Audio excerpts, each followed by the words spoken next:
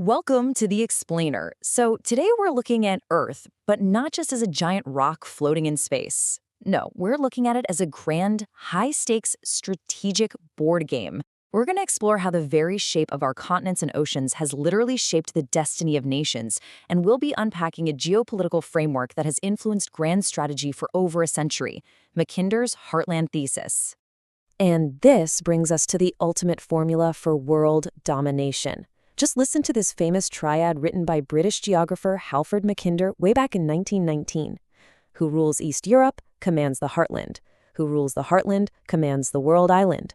Who rules the world island commands the world. I mean, wow, right? It's a chillingly simple equation for total global control, and it really sets the high-stakes tone for everything we're going to unpack today. Okay, let's dive right into the strategic briefing. We're going to cover 1. The world domination formula, 2. Dividing the global map, 3. How technology shifts the balance, 4. Stopping the heartland threat, and 5. Does the theory actually hold up? Part 1, the world domination formula, and the idea of no more empty political space. Basically, Mackinder observed around 1900 that the world was completely politically connected, meaning a political event happening over in London suddenly had immediate real-world consequences all the way in China. Now, Mackinder didn't just write this theory once and call it a day. He actually adapted it to fit the major global conflicts of his time. In 1904, he introduced the concept during the pre-World War I rivalry between European powers. Then, by 1919, he refined it for the post-war redrawing of the map. And finally, in 1943, he tweaked it once more to address the massive fight against Nazi Germany. The core idea stayed the same, but the specific threats evolved with the times. Moving on to Part 2, dividing the global map, specifically the world island versus the outer islands. Now, what's really interesting about this is that when you zoom out to view the whole board, the geographic dominance of the world island is just staggering. In Mackinder's time, this massive, interconnected supercontinent of Europe, Asia, and Africa made up 67%, two-thirds of the global landmass. The outer islands, places like the Americas, the UK, Japan, they only made up 33%. So just geographically speaking, the center of gravity on Earth is firmly anchored in that world island. But, hey, true power isn't just about dirt, right? It's about people. Mackinder estimated in 1919 that an overwhelming 88% of the human population lived on the world island. That's nearly 7/8 of everyone on Earth. The outer islands only had about 12%. So think about it. If any single country or alliance could ever actually manage to dominate this supercontinent, they'd hold an unbeatable advantage. They could easily outproduce the rest of the world in soldiers, ships, weapons, you name it. So the golden question, how do you actually control the world island? Well, Mackinder divides it into two distinct regions. First up, the rimlands, or what he called the inner crescent. These are the coastal regions. Think Arabia, Western Europe, India, East Asia. And while they only make up a fifth of the world island's land area, they house an astounding 4/5 of its population. Historically, from about 1500 to 1900, these coasts were the ultimate seat of power because advanced naval tech meant coastal rimlanders could travel faster and farther than any land army. But, and it's a big but, the rimlands could never fully dominate the world island. Why?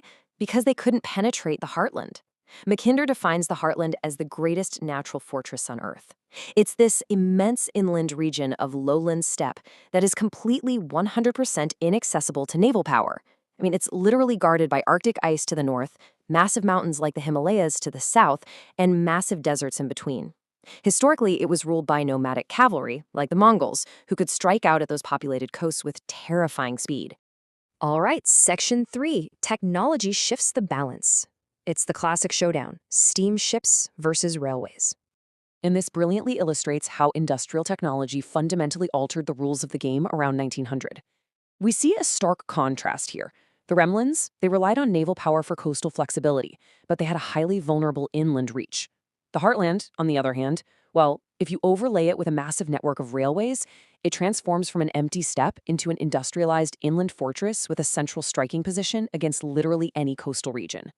Mackinder argued that an industrialized heartland covered in railways would absolutely dominate any naval fleet. And here's why rail beats sail. First, navies rely on land bases for repair and fuel, which becomes super vulnerable if a land power sweeps in.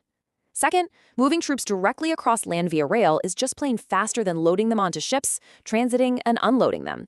And finally, the rise of air power disproportionately helps land forces because they can launch aircraft from the safety of the interior to attack ships and deny navies access. Total game changer, right?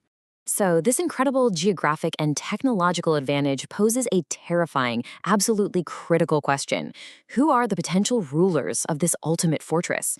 If the Heartland is a weapon waiting to be wielded, who actually has the capacity to seize it, industrialize it, and command the world island? Mackinder impartially identified a few historical candidates over the decades. In 1904, he pointed to Russia, noting their growing industrial prowess. By 1919, following Russia's collapse, he was looking at Germany, seeing Eastern Europe as the geographic doorway into the heartland. But interestingly, as early as 1904, he warned that a China and Russia alliance would be incredibly dangerous because it combines the impenetrable rail power of the heartland with China's extensive coastal naval reach. Which brings us to Section 4, Stopping the Heartland Threat and Mackinder's Playbook for Defense. Now, the crucial point is that this wasn't some inevitable prophecy of doom. It was a strategic warning meant to inform British policy. His step-by-step defensive playbook for the Rimlands goes like this. Step 1. Prevent the heartland from accessing warm water coasts, specifically defending the Middle East. Step 2. Keep the heartland divided using buffer states in Eastern Europe. Step 3. Ensure inland seas, like the Black or Baltic, remain open to navies, preventing them from becoming safe lakes. And Step 4. Build incredibly strong Rimland alliances to balance out that geographic center. By 1943, Mackinder formalized this into what he called the Midland Ocean Alignment.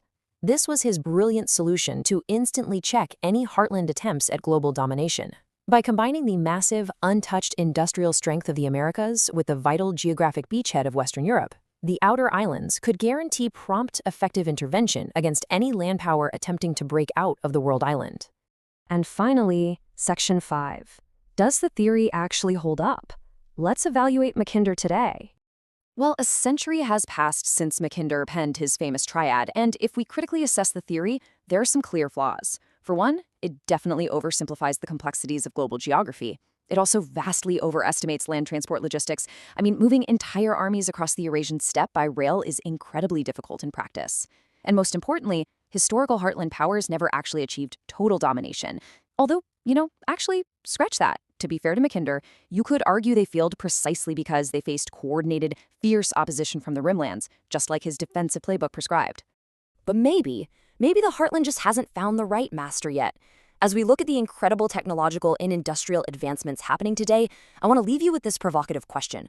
Will a fully industrialized China or India, or even a massive Eurasian coalition, finally be the ones to exploit the true potential of the heartland and sweep the Rimlands away? Right or wrong, Mackinder's thesis proves that geography is for sure still the ultimate chessboard. Thanks for joining this explainer, keep learning, and hey, keep looking at the map.